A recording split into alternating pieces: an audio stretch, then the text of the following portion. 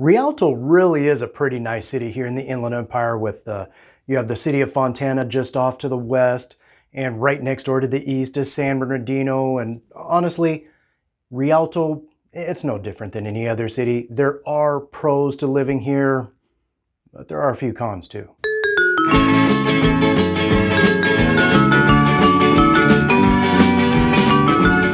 Hi, my name's Jose. I'm a realtor with RE/MAX here in the Inland Empire in Southern California. And, well, if this is your first time to the channel, first of all, welcome. So honored to have you here. In fact, be sure to hit the subscribe button right down over here. And also, don't forget to hit the bell too. This way you don't miss any future content where I talk about buying, selling, and of course, living here in the Inland Empire. First of all, if we start looking at the pros of moving to and living here in the city of Rialto, we have to start with the accessibility to, well, just about everything. You have the 210 freeway on the north end of the city, the 10 freeway is down toward the south side of the city, and heck, even the 15 freeway is just a couple of minutes away. I mean, if you're trying to head west toward LA or maybe east toward Redlands, or maybe even a little further, maybe you're looking to go to Palm Springs or taking off out of town to go to Vegas, you have your complete choice of freeways to help get you there. And honestly, even if you're not looking to leave town, there is quite a bit here in Rialto, especially if you look along Foothill Boulevard.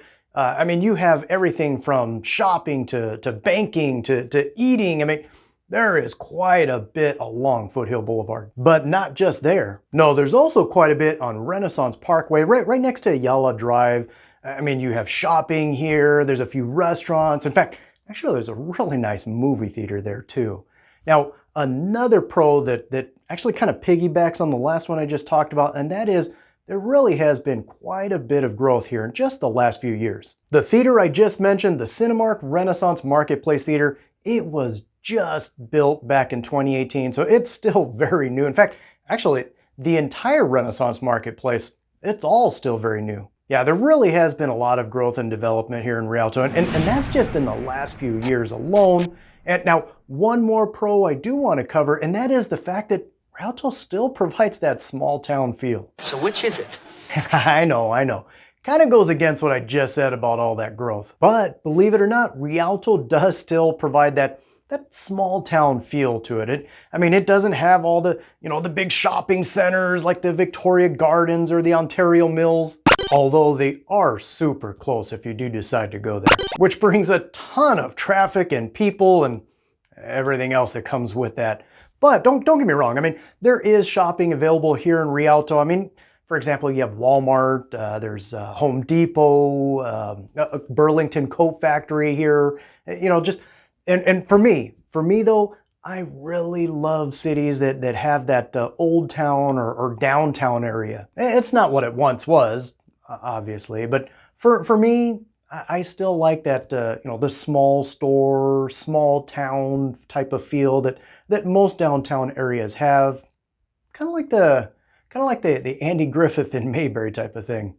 What'll it be? An ice cream soda? Oh, no thank you. However, with all that said, every town has their cons, and Rialto is no exception, such as, for example, the cost of housing. Unfortunately, home prices here in Rialto, they really have gone up. With all the growth that we've seen here in Rialto, it's led to more people wanting to, well, move to Rialto, which means there's been more demand for homes, which also means the cost of those homes, it's going to go up.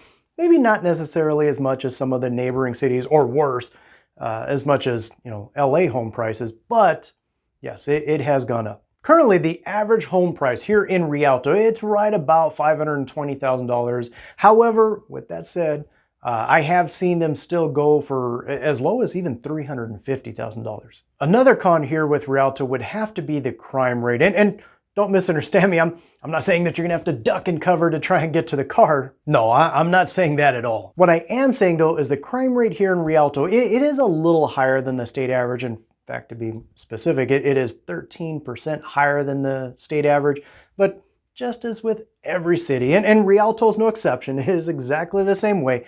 You will find, some neighborhoods that, a little nicer than others. You're going to find other neighborhoods that might have a little bit more of a crime issue than others. Another con, the commute. Rialto sits somewhat centered in the Inland Empire, and you're going to find a lot of the people here do what a lot of people do, and that is for work. They either drive toward or actually drive to the city of Los Angeles, which means traffic. Yeah, you might have quick access to the freeways like I just mentioned, but once you get there, if you're driving during rush hour traffic, welcome to Southern California.